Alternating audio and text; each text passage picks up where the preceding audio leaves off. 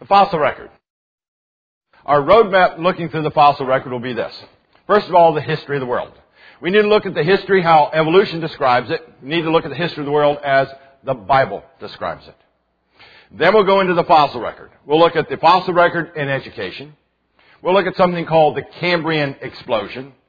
Then we'll look at famous transitions used to support evolution. And then we'll finish it up with something called the mechanism for change, natural selection and mutations. So let's start with the history of the world.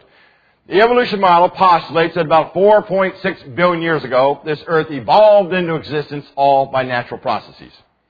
Then about 3.5 billion years ago, life evolved by natural processes. Then all species evolved over billions of years from a common ancestor.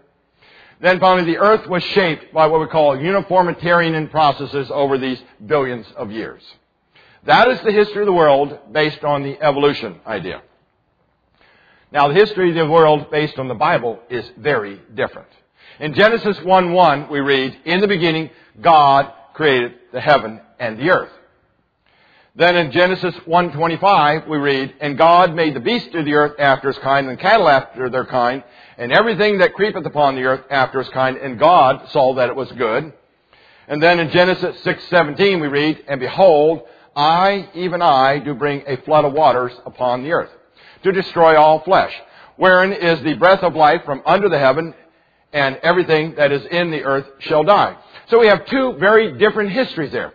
The evolution model says it's time, chance, and natural processes. Long periods of time. The Bible says, in the beginning, God created. He created the earth. He created the universe. The Bible teaches that God created all creatures after their kind. There was not one common ancestor everything evolved from. And then the Bible says this earth was not shaped by long periods of time, uniformitarian processes. It was mostly shaped by a worldwide flood. So we have two different models. Now each model, the evolution model and creation, can be determined by evaluating the lines of evidence. And there'll be two lines of evidence we'll look at. One is called the fossil record, and the second one is the mechanism for change. Because if there's no mechanism for change, then the fossils have to be interpreted as being created after their kind. So let's start. One of the best evidences we have, again, to determine the truthfulness of evolution is the fossil record. Now, what does each model predict about the fossil record? Well, the evolution model predicts that we should have many, many intermediates, transitional forms all the way up through the fossil record. Transitional forms, creatures that are slowly evolving into some other creature. We should find many, many transitions. But the Bible, the creation model, clearly predicts and states there should be no intermediates. We should find genetic variability. For instance, dogs. We have many flavors of dogs, but they're dogs. Many types of people, shapes and sizes, but we're all people. So the two models have a very different prediction. Well, let's take a look at what Charles Darwin had to say about all this. Charles Darwin wrote, "Why is not every geologic formation in every stratum full of such intermediate links? Geology assuredly does not reveal any such finely graduated organic chain, and this is the most obvious and serious objection which can be argued against the theory." So when Charles Darwin was coming out with his book, The Origin of Species, he made the statement, he doesn't have any physical evidence to support his claim. No fossil record to support his claim. He can't find these intermediates. Well, where are we at today? Let's see what we find in intermediates. What kind of intermediates should we find? Well, we should find intermediates between single-cell organisms all the way up to very complex creatures like jellyfish and trilobites. We should find intermediates between invertebrate and vertebrate. Invertebrate being those kind of creatures that we find mostly living in Washington, D.C. Now, invertebrate are those kind of creatures, really, that don't have a hard backbone. Vertebrae are those kind of creatures that do have a hard, bony type backbone. We should find creatures out there that have half a backbone, quarter backbone, all the way up and down the line if evolution is true. We should find intermediates between fish and amphibians. We should find many, many creatures, fish-type creatures, that are growing legs, half legs, quarter legs, all the way up to amphibians. And finally, we should find intermediate between reptiles and birds. We should find many, many birds that have half scales and half feathers, and their internal anatomy is halfway between the two. If evolution is true, there should be observable evidence to support these claims. Well, let's see what our National Academy of Sciences has to say about this. Call this the fossil record in education. And this is what the National Academy of Sciences stated in their book, Science and Creationism. So many intermediate forms have been discovered between fish and amphibians, between amphibians and reptiles, between reptiles and mammals, and along the primate lines of descent, that it is often difficult to identify categorically when the transition occurs from one to another species. Wow! Right there, they're making this claim that there are many, many intermediates. Everywhere we look, we should find intermediates. That's what the National Academy of Sciences has claimed. Now, is this claim true?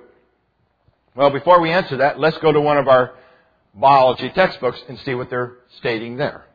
And this is out of a 2001 biology textbook. And it says this: fossils offer the most direct evidence that evolution takes place. Fossils, therefore, provide an actual record of Earth's past life forms. Change over time, meaning evolution, can be seen in the fossil record. Now, is this true? They seem to be agreeing with the National Academy of Sciences. So where do we start to examine these claims? Well, we start by weighing the facts. What we will do is weigh the claims of the Bible against the claims of evolution. Are there intermediates out there, transitional forms, to support the evolution model? Well, let's start here. What I have pictured up here is a whole geologic history of this Earth based on the evolution model. This is our geologic timescale. And according to the evolutionist model, we should find creatures all up and down this geologic column here. We should find the simplest on the bottom, and we should see a gradual progression all the way up, going from very simple single-cell organisms all the way up to creatures we have living today. Gradual progression.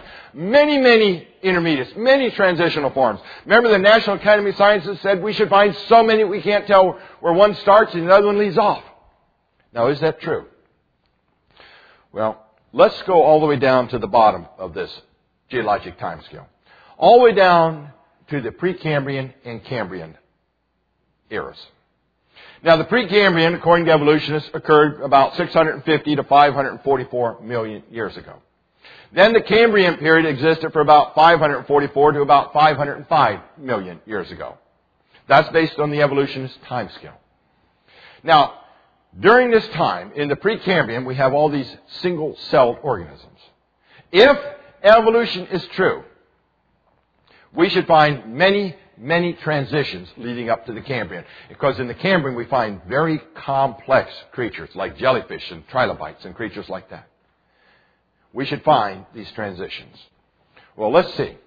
First of all, the Cambrian explosion, which is called biology's Big Bang, is the sudden appearance of many complex creatures. Notice that word, sudden appearance. This entire period this transition lasted between 5 and 10 million years. And during that time, in the Cambrian period, every major body plan suddenly appears. And these body plans, these designs, still exist today. In other words, we go from single-celled organisms all the way up to very complex creatures with no transitions. Now, if evolution is true, they must be able to produce the evidence.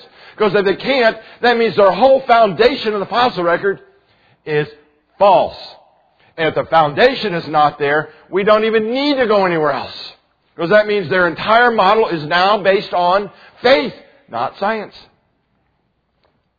Now, this chart here.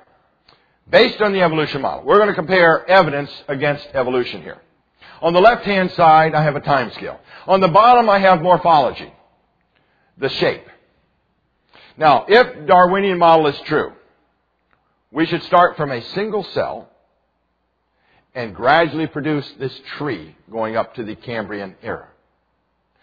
We should have this many, many transitions going all the way up to give us all these major body plans we have in existence today. This is if evolution is true.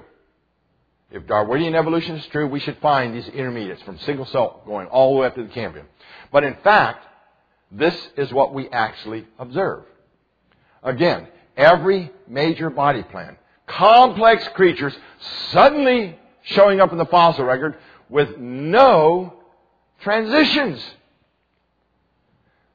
Sudden appearance of complex creatures.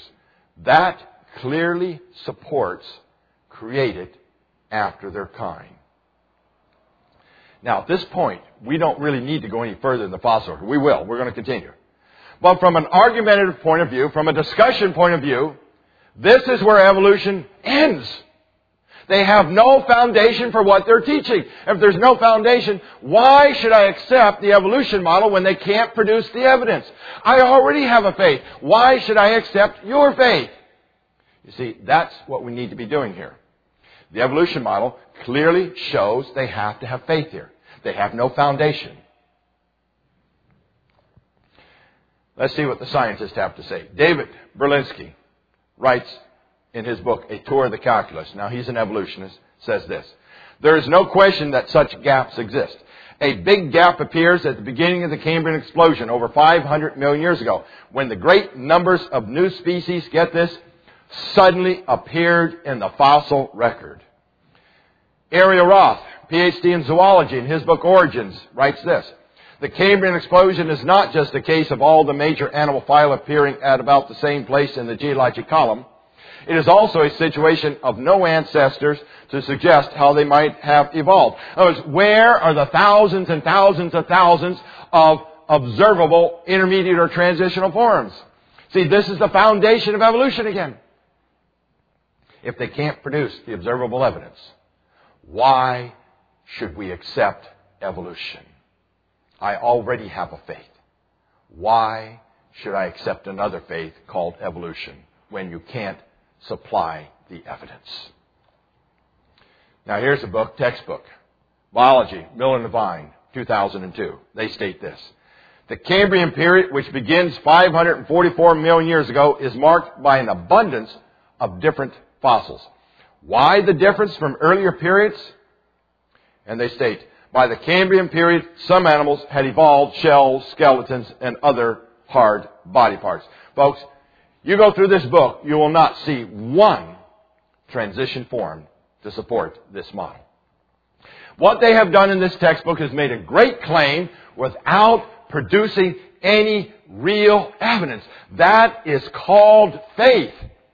And we are allowing faith, a religious faith called evolution, to be taught in this country, in our public schools, in a science classroom.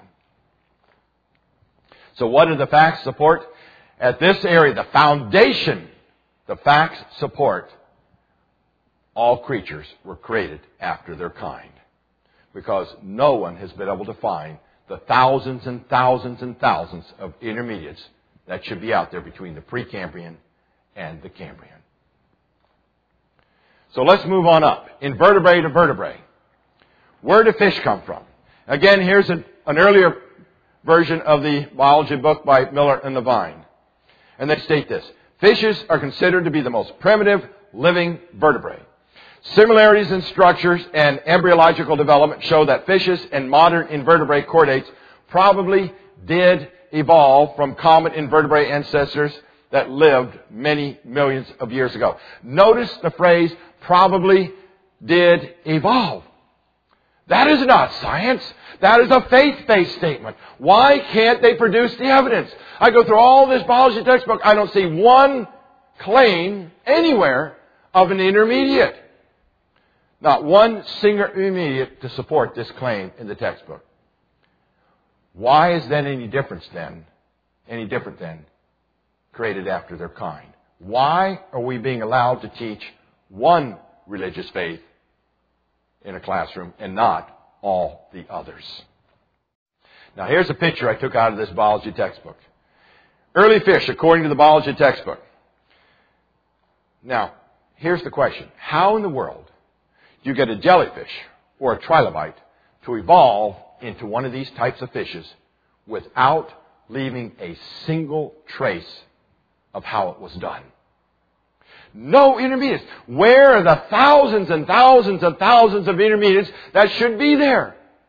Darwin claimed he couldn't find any, and here we are many hundred, almost over 100 years later, and we still can't find any. The evidence clearly supports the biblical model of created after their kind. Ariel Roth, again, PhD in zoology, writes this.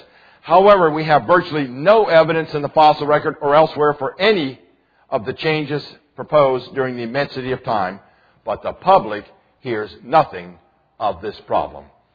What he is saying there is our textbooks are endorsing, the textbook writers are endorsing censorship in this country. They are endorsing a religious faith called evolution, a faith based on materialism, that there is no creator God.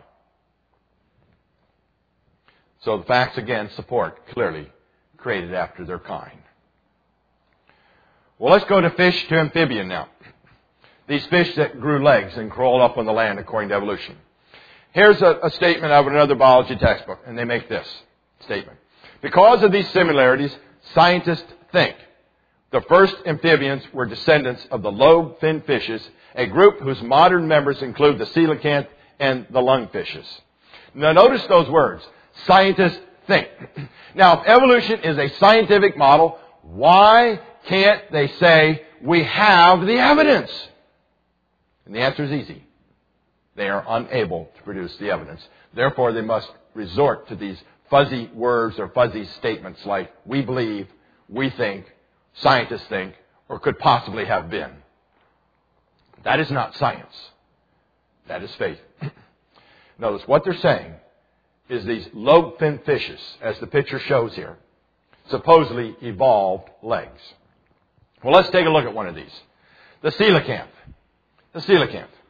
For many, many years, claimed as the intermediate link between fish and amphibians.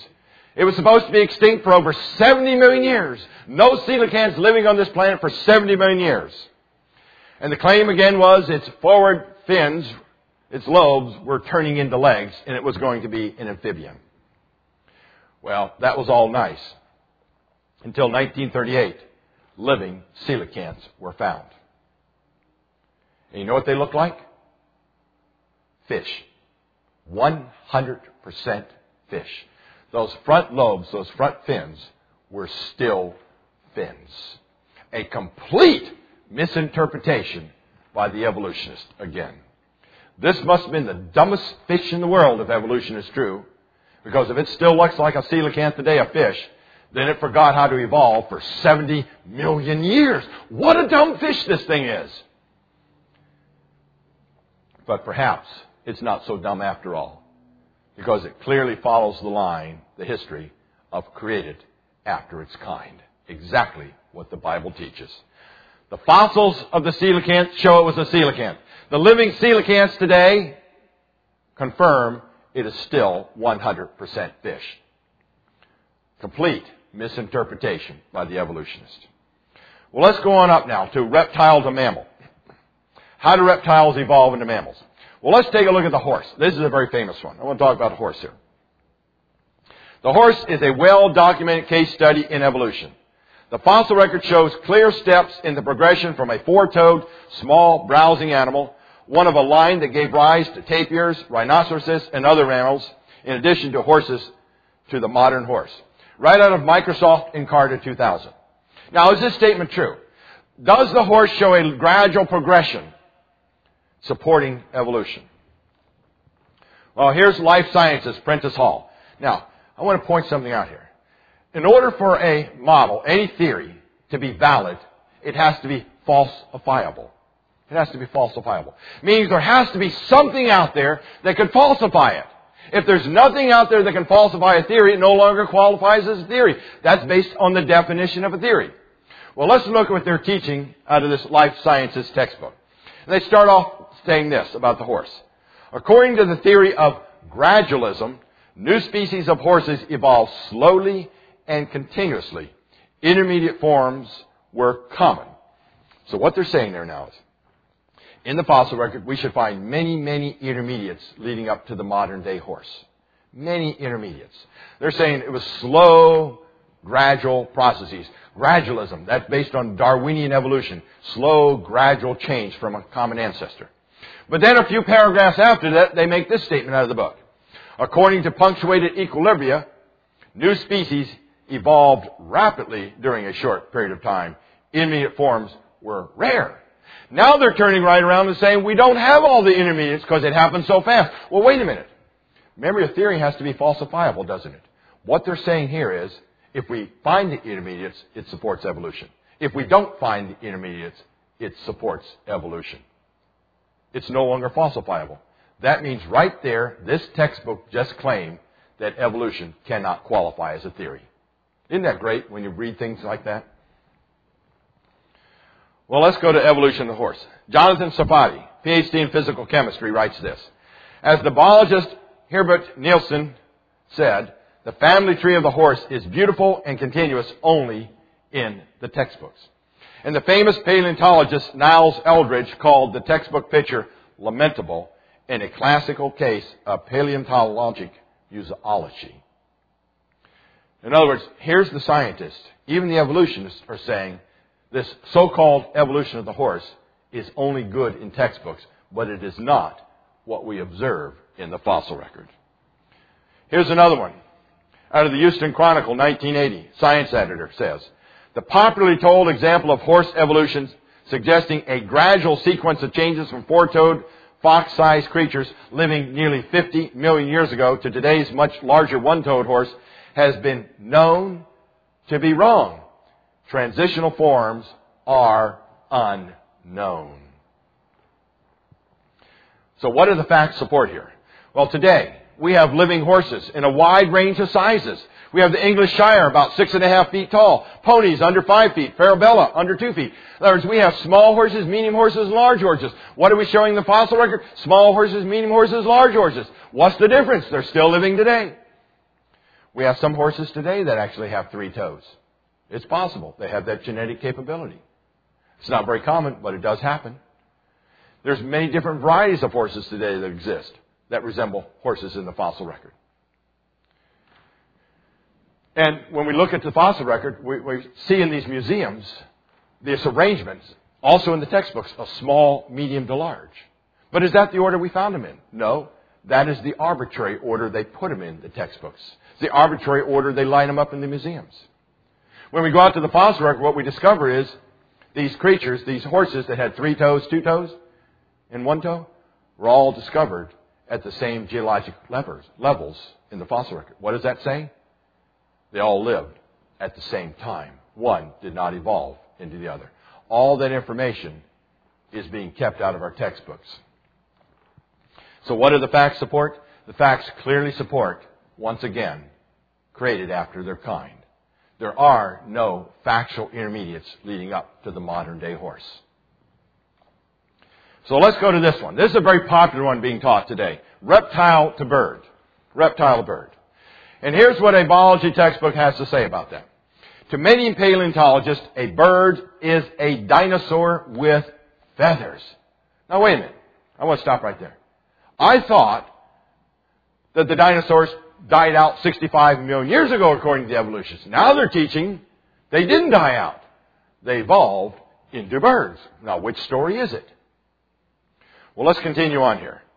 To many paleontologists, a bird is a dinosaur with feathers. That definition may sound odd, but it makes sense. The first fossil ever found of an early bird-like animal is in the genus Archaeopteryx and dates from late in the Jurassic period, about 150 million years ago. Now, that is a great claim there. That is a great claim that a reptile with scales, completely different type of internal anatomy, can change into a bird. Now, in order to make that claim, they need to produce some real evidence. Well, let's take a look at another biology textbook here. Birds evolved from reptiles during the Jurassic period. So the textbooks seem to have a consensus that the dinosaurs, the small kind of dinosaurs, gradually evolved into birds and are living today. Is there any evidence to support this? Well, not according to some of the leading bird authorities. See, that one textbook said Archaeopteryx was an intermediate link. It's the intermediate link between reptile and birds. Half scales, half feathers. But here's what one of the leading bird authorities in the world has to say. Alan Fiducia. He says this about Archaeopteryx.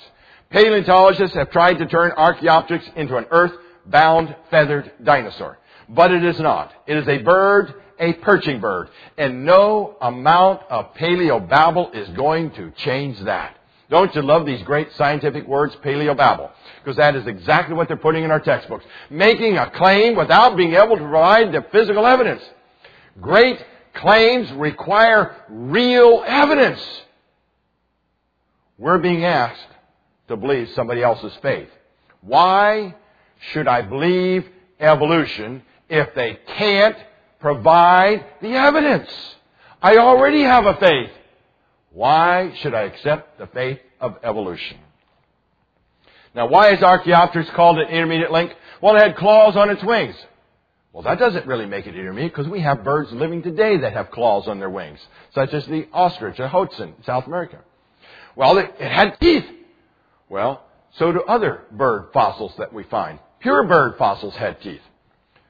Some reptiles have teeth, some don't. Some people have teeth and some don't. Are they evolving? So teeth are not a good idea of whether something's evolving or not. But you know, only birds have feathers. No other creature in this world has feathers. Just birds. And Archaeopteryx had fully formed feathers.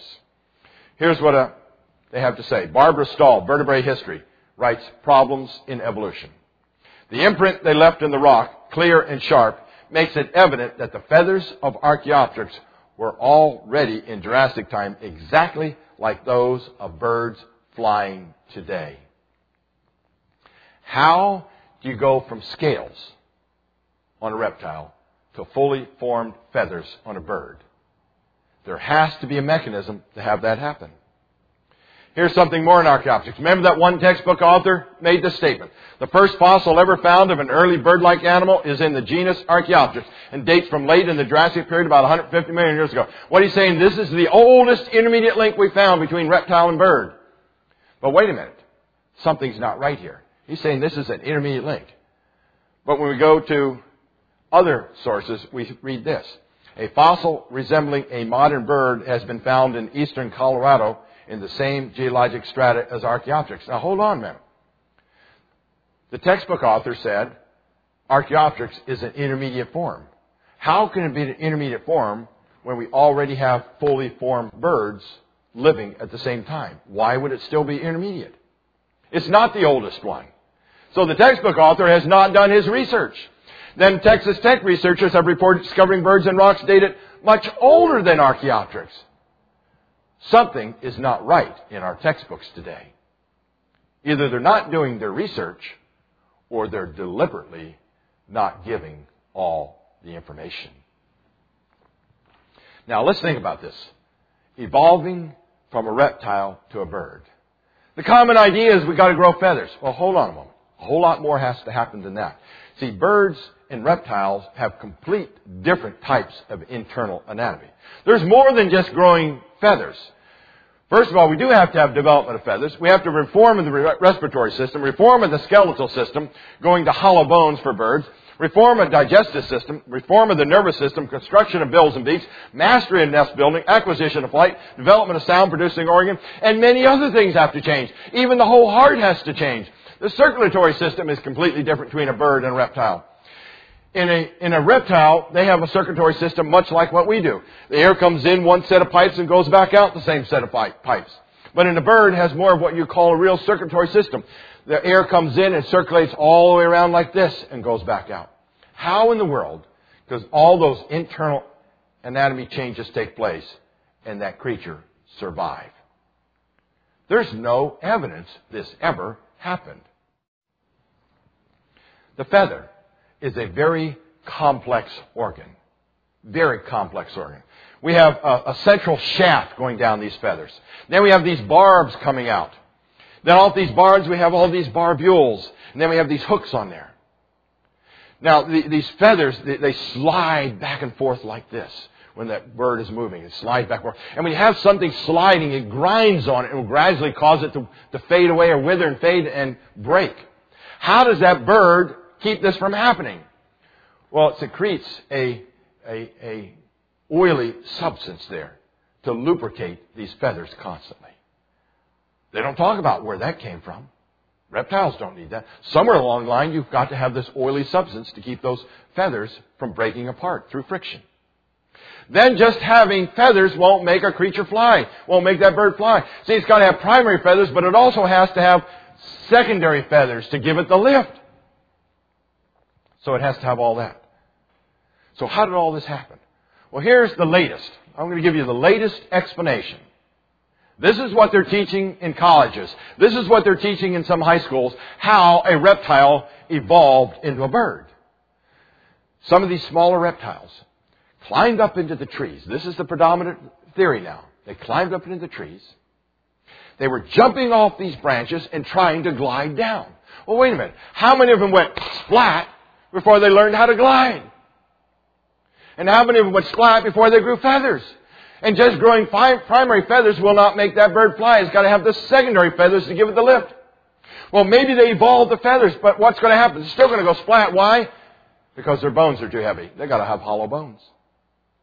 So you've got to have the feathers, you've got to have the hollow bones, and you have to have all the other internal anatomy changes. All this has to happen. Where is the physical evidence all this happened? It's nowhere found. In other words, what is happening is a great claim from the evolutionists without providing any of the evidence. But wait a minute, here's the evidence. We've got it out on National Geographic. National Geographic gave us all the evidence we need. 1999, October 15th. National Geographic Society and the Feathered Dinosaur, Archaeoraptor.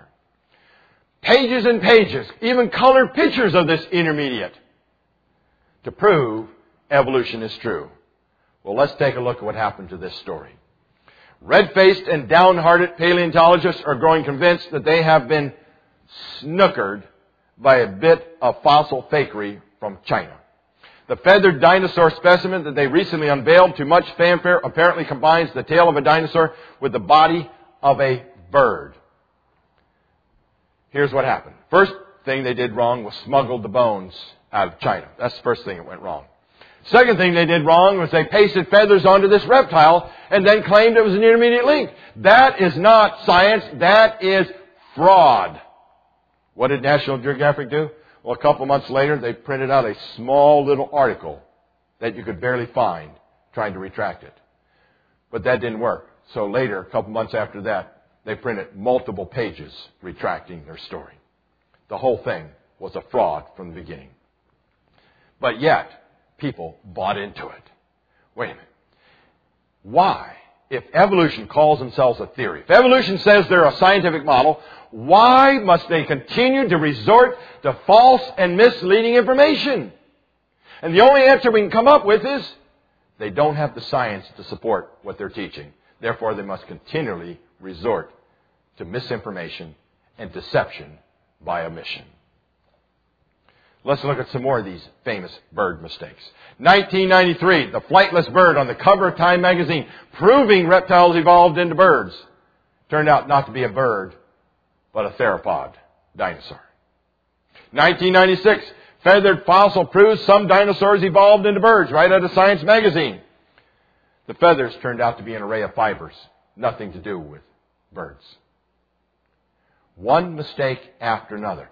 People are believing in evolution. They want to believe in evolution so bad that the evidence does not matter. All that matters is that we believe in evolution. That is no longer science. That is called religious faith.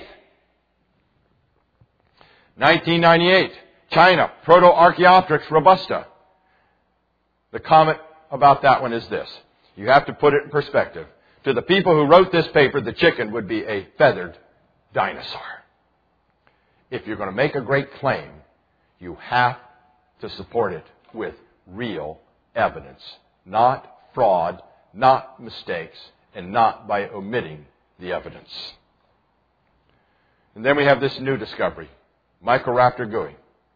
This is supposed to support the gliding in trees model, the one we just described. These creatures climbed up into the trees, glided out of the trees, and eventually their scales evolved into feathers. There's some problems. First of all, birds already existed before this creature. So why is this one still evolving if there were already birds, according to the evolution model? Long feathers on the feet would be a hindrance. Think of this.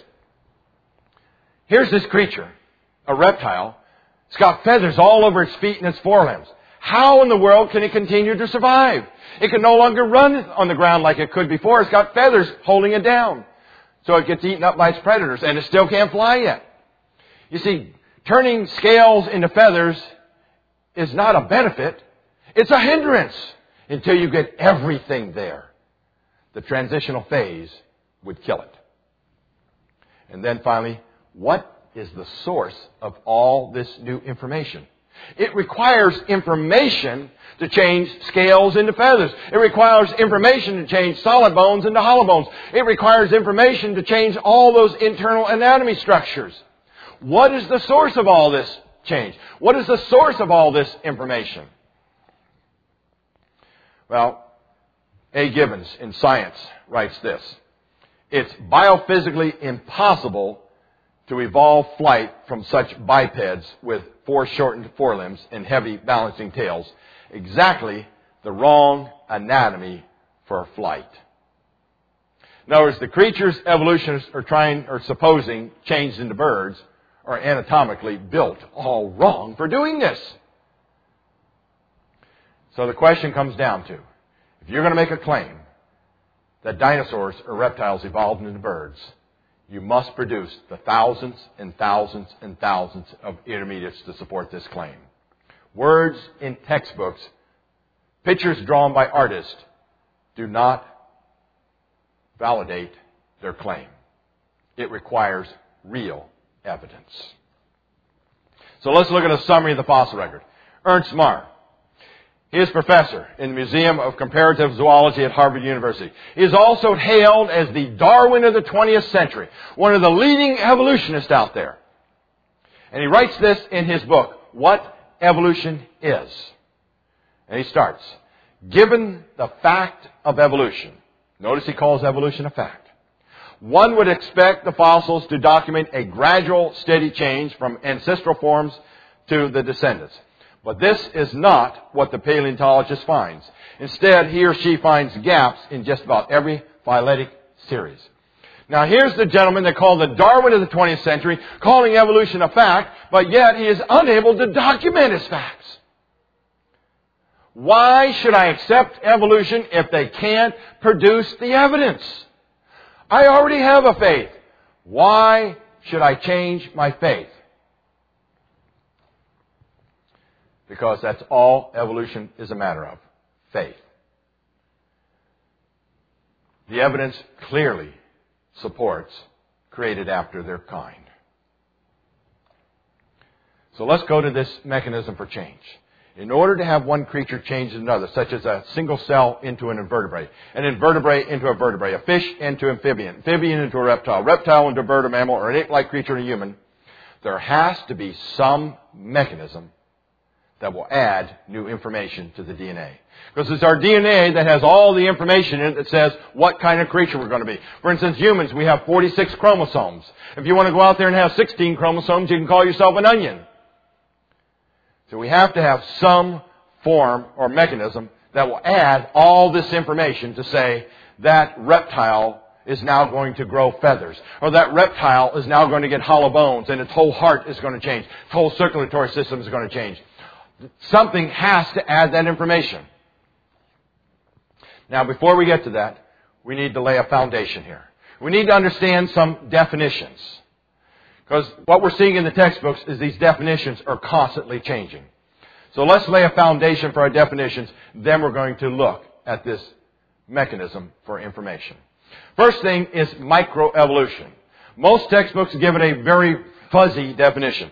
What they're really meaning by microevolution is this: genetic variability, natural selection, but not evolution. See, some textbooks call it small changes. But what they're referring to is natural selection and genetic variability, which has nothing to do with evolution. It has everything to do with what we already have in us, the already existing information. God has programmed every species with genetic variability. Just look at the human species. We have people that are just under 4 feet to people over 7 feet tall. That's genetic variability. We have people with many shades of color, light to dark, but it's only one color called melanin. That is genetic variability. We have over 200 flavors of dogs, but they're all dogs. That is genetic variability, not evolution. Then we have something called macroevolution, commonly referred to as Darwinian evolution. That is where one species will gradually change into a new species, such as a reptile into a bird, or an ape-like creature into a human being. That is what we mean by macroevolution. That requires new information. Then we have the genetic variation and natural selection. That is nothing more than variability within kind. We see that in every species today. We see it in the human species, we see it in the dogs, we see it in the cats. Every species has that genetic variability. But the one we're interested in here is macroevolution, because that is the one that requires new information. So let's look at this new information. What are the sources of new information? Well, the only mechanisms for change that evolution proposes are natural selection and mutations. Now, is natural selection enough to cause evolution to occur? Does natural selection cause new information? Is natural selection true? Yes, it is. We observe natural selection everywhere. It's our ability to adapt to our environment. It is also survival of the fittest. We see that all the time. In the human species, we have the ability to adapt to our environment. But can natural selection cause one kind of creature to evolve into another kind of creature called macroevolution? And the answer is no. You see, natural selection only works with existing information. It can only select from what already exists. It has never been known to add new information. And in most cases, natural selection causes a loss of information, never a gain. So it's not a mechanism to add this new information. Now here's what some scientists have had to say about natural selection. And they say, natural selection can only act on those biological properties that already exist. It cannot create properties in order to meet adaptational needs. Now what they're saying there is it does not add new information. It only selects from what already exists. Neil Broom, in his book, How Blind is the Watchmaker, states, I would therefore argue that the very concept of natural selection as defined by the neo-Darwinists is fundamentally flawed. In other words, in many of our textbooks, they're trying to claim or hint that natural selection causes macroevolution to occur. No, it doesn't. It does not add new information. So let's look at these things called mutations now. This is supposed to be the source, according to evolution, that causes macroevolution to occur. What we're supposed to have here really is a mutation occurs that's supposed to benefit that organism. Then through natural selection, it selects just that new mutation and deselects for everything else that programs for that particular trait. So before we can select it, we have to have a new mutation that will benefit that creature. So what do we know about mutations? Well, we know we have detrimental mutations. We know we have neutral mutations. And we know we have a few beneficial mutations. But remember now, we have to have something that's going to add new information. Let's look at these different kinds of mutations. Detrimental mutations, what do they cause? Disease, sickness, and death. So no evolution there, because once you're dead, you can't evolve anymore. We know dead things don't evolve. So detrimental mutations do not cause macroevolution. They're not a source. What about neutral mutations? Well, they cause no change. Therefore, no evolution there. So now we're down to the last line here. Beneficial mutations. If we have a beneficial mutation, will it be enough to cause macroevolution? Will it be enough to cause all these new species changes? Will it be enough to grow legs on a fish? Will it be enough to turn scales into feathers? No, it won't. Because you have to have a beneficial mutation that adds information. Now, if you get a beneficial mutation that adds information, will that cause macroevolution to occur? And the answer is still no. Because you have to have a beneficial mutation that adds information that changes the morphology of that creature. It's got to select for a new change. Just having something that's beneficial that adds information, that new information has to code for changing scales into feathers or growing legs on a fish. If it doesn't do that, macroevolution still won't occur. The only way we can have macroevolution is we have to have a beneficial mutation that adds information that codes for a morphological change. Then evolution is possible. But have we ever observed any of those? Well, let's look at some of the major claims of evolution. Let's look at some of these evidences that have been used to support evolution. Each one of these now has been examples used in textbooks to support evolution. First one is called the peppered moth. Well, before the turn of the 20th century, back in the 1800s, we have all these peppered moths.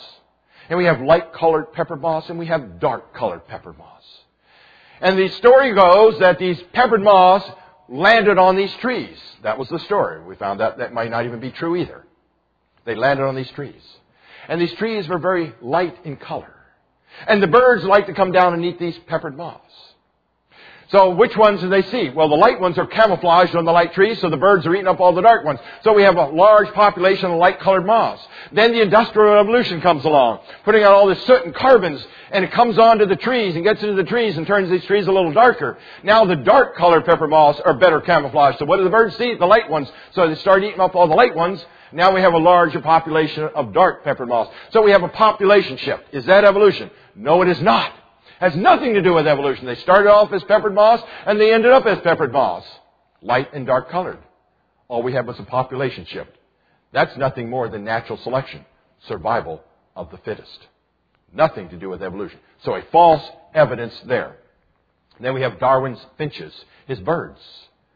When he went off to the Galapagos Islands, he found these finches, different kinds of finches, isolated populations of finches. He saw finches with short beaks, fat beaks, long beaks.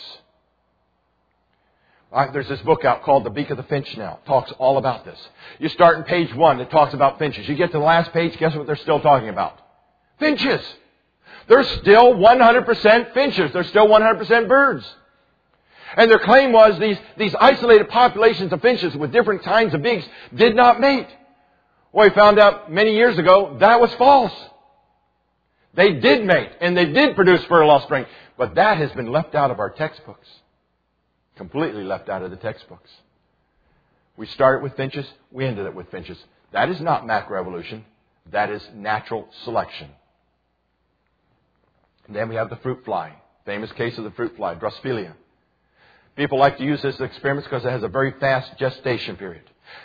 It's here and it's gone. It doesn't last many days.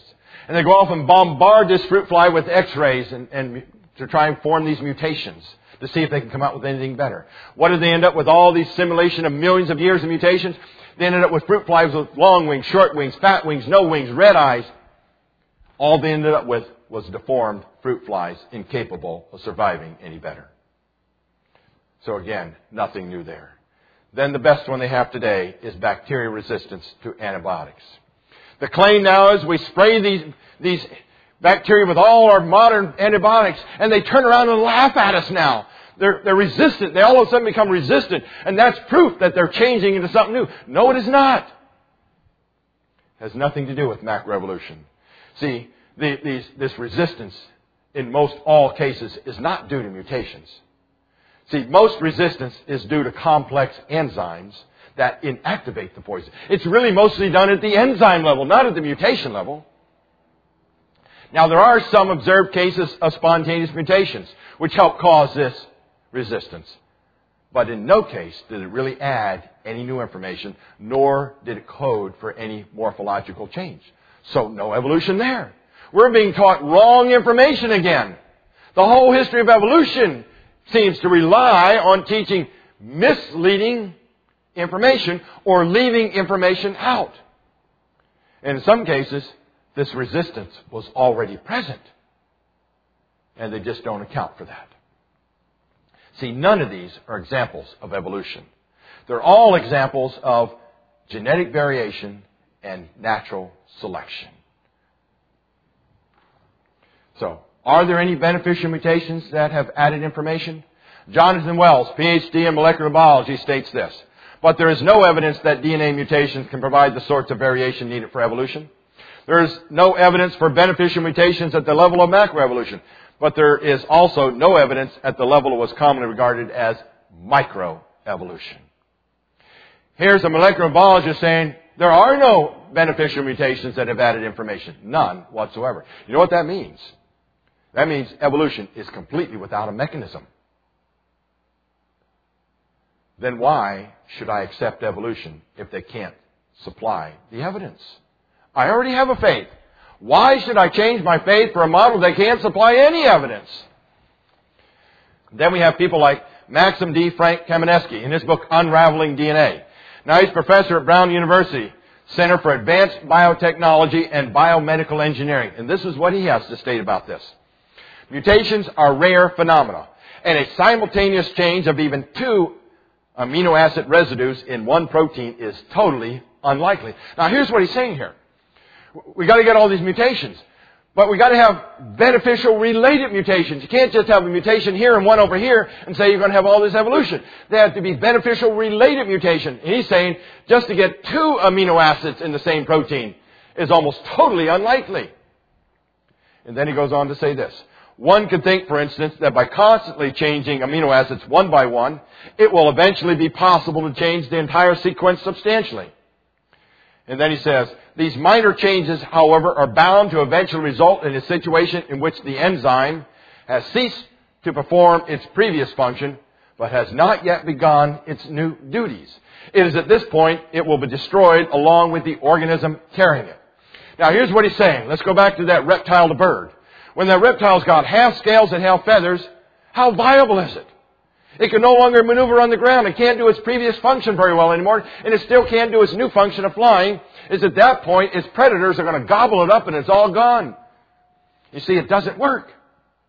The evolution model does not work. All the scientific evidence shows it can't happen. Then we have Lee Spentner, PhD in physics from MIT, taught information and communications at Johns Hopkins University, worked in the biomedical field, and this is what he has to say about mutations. But in all the reading I've done in the life sciences literature, I've never found a mutation that added information. All point mutations that have been studied on the molecular level turn out to reduce the genetic information and not increase it. Evolution is without a mechanism. Ernst Chain, biochemist and Nobel Prize winner, states that the development and survival of the fittest is entirely a consequence of chance mutations, or even that nature carries out experiments by trial and error through mutations in order to create living systems better suited to survive, seems to be a hypothesis based on no evidence. The evolution model, again, is without a mechanism. So let's summarize what we've seen so far. The intermediates required for evolution do not exist. All we see are claims in textbooks. But great claims require real evidence. The fossil record clearly supports the biblical model of created after their kind. Natural selection and mutations are not mechanisms for evolutionary change. So what does all this mean now? It means there must be another explanation for what we see in the fossil record, because evolution's explanation does not fit what we observe. And that explanation comes right out of the Bible. Genesis 6, verse 17, where it says, and behold, I, even I, do bring a flood of waters upon the earth, to destroy all flesh, wherein is the breath of life from under heaven, and everything that is in the earth shall die. That is the explanation for what we see in the fossil record. Everything created after their kind, everything buried at about the same time. So why do people ignore God's Word when it clearly fits the evidence? Well, John 3:12 says this, if I have told you earthly things and you believe not, how shall you believe if I tell you heavenly things? God has given us all the evidence. Romans 1:19 and 20 tells us God has given us all the evidence. We have no excuse for not believing. So why do people not believe? Well, 2 Peter 3, verses 5 and 6 tell us why people don't believe.